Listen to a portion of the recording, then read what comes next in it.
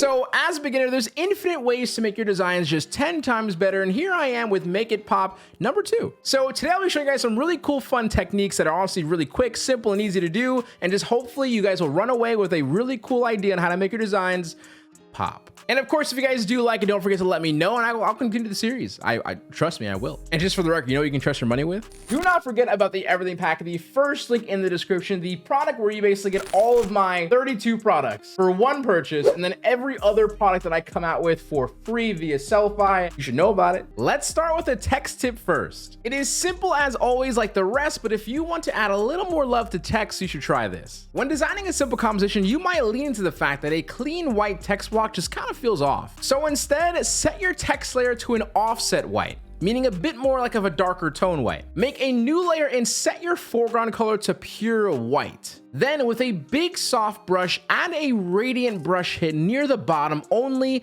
and basically an upside down U shape. Now hop into the layer styles of the offset white text layer, select inner shadow and make it pure white for the color, 6 distance, 100 choke, 0 size. Now, of course, distance depends on the actual document size, but once you do that, that's it. Now, if you do feel like you're not seeing a big enough difference, go back into your offset white text layer and make it a bit more darker, and you might feel what I'm trying to put down. At first glance, it might not feel like you actually did a lot, but this subtle change adds a bit of depth to that plain white text beginners just don't usually do. Now, let's do a background tip. For my people who love noise, I see you. I will say it cannot solve 100% of your problems, but it sure can help a lot. So this is really simple in nature, but incredibly effective, okay? So make a new layer, and for your foreground color, choose a slightly brighter tone than your background. However, you do want to change the layer's blend mode from normal to dissolve and set your opacity like 85%. If this is news to you, yes, you can paint in where you would like to put noise or basically dissolve this way, but to take it further on the same exact layer, head into the layer styles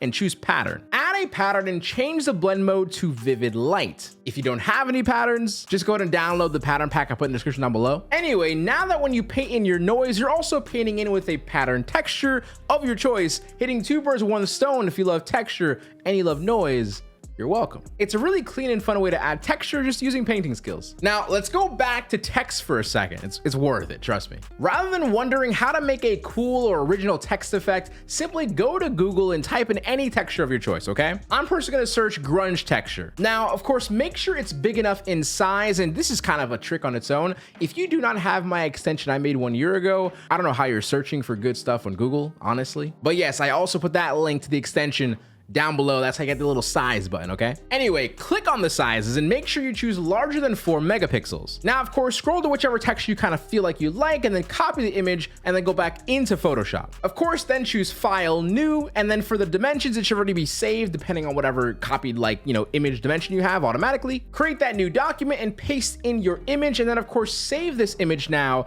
as something like displacement 1, for example. Now go back to your text, select it, and choose Filter, Distort, and Display. Convert it to a smart object. 1010 is a fairly good starting setting if you choose to change it as well if you want to get new looks. Select your displacement map and instantly get a cool text effect based on the image. In other words, displacement text. Now, at any point, you can select on the smart object and reopen the actual settings, change them, maybe increase them for a higher intensity, reselect the displacement PSD, and then simply create infinite amounts of text effects in seconds. I told you it was worth it, Now, last up, if you guys use a ton of black and white imagery in your projects, I suggest you to try this. Of course, start with making your image black and white if it's not already. All you have to do to make this black and white pop is add a gradient map adjustment layer, clipping mask that to your image layer, select and change your gradient map so that way you have a color on the left-hand side and then a darker tone of the same color on the right side. Of course, then you are then good, but now when you select the layer mask of your gradient map and then go to select, and then choose color range. On your select drop down, choose sampled colors and have your fuzziness set at 75 for pretty much a good start. Pretty much now you just want to select in random different spots of the imagery for different highlights or shadows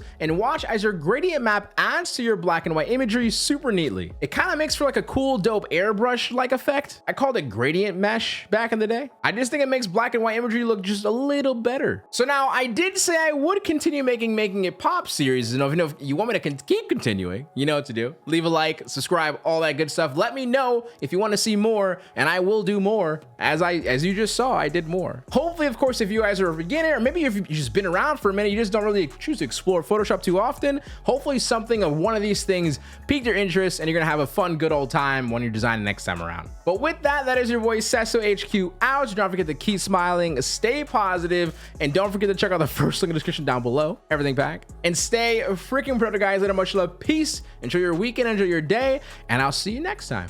Later.